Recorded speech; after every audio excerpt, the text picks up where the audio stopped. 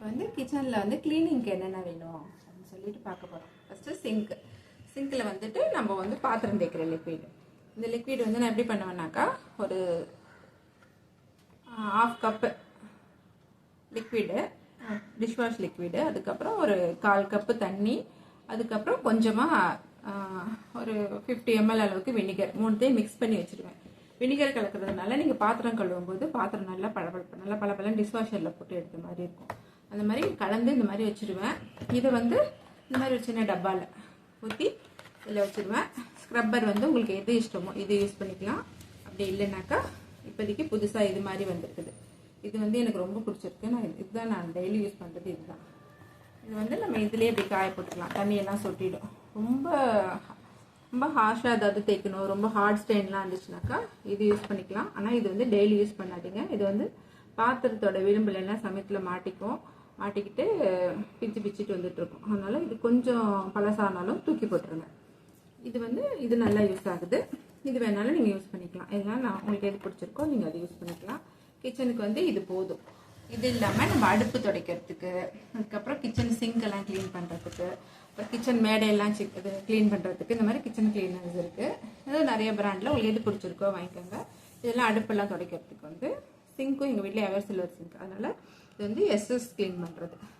இது யூஸ் பண்ணிங்கனாக்கா நல்லாயிருக்கு. அதுக்கப்புறம் அடுத்தது டிஷ்வாஷர் கிச்சனில் தான் இருக்குது. ஸோ டிஷ்வாஷர் க்ளீனிங்க்குன்னு சொல்லிட்டு இந்த மாதிரி வாட்டர் சயின்ஸில் நிறைய டேப்லெட்ஸ் போட்டிருக்காங்க. மந்த்லி ஒன்ஸ் வந்து அது போட்டு நம்ம டிஷ்வாஷர் க்ளீன் பண்ணிக்கலாம்.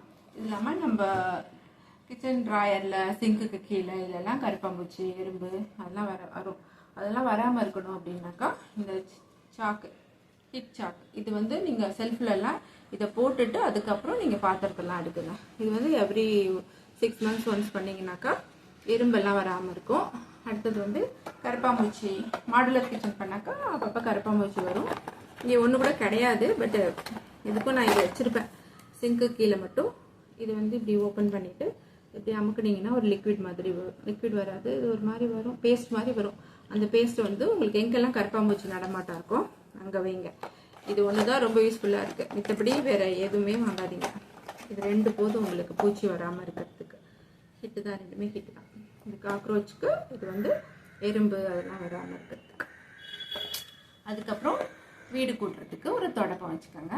அப்புறம் எல்லாம் துடைக்கிறதுக்கு வந்து மாப்பில் வந்து டிஃப்ரெண்ட் ஸ்ப்ரே மாப்பு, அப்புறம் நிறைய மாப்ஸ் இருக்குது. எனக்கு ரொம்ப பிடிச்சது வந்து ஸ்பின் மாப். அதுதான் தண்ணி வந்து ரொம்ப, அதாவது வாட்டர் ஸ்டெயின்ஸ் தெரியும், புளியாக தெரியும்ல, அதெல்லாம் தெரியாமல் நீங்கள் துடைக்கணும், வீடு துடைக்கணும் இல்லை வேணுனாக்கா நீங்கள் வந்து ஸ்பின் மாப் வாங்கிக்கோங்க. அவ்வளோதான். இதெல்லாம் இருந்துச்சுனாக்கா ஓரளவுக்கு கிச்சன் வீடெல்லாம் க்ளீனாகவே இருக்கும்.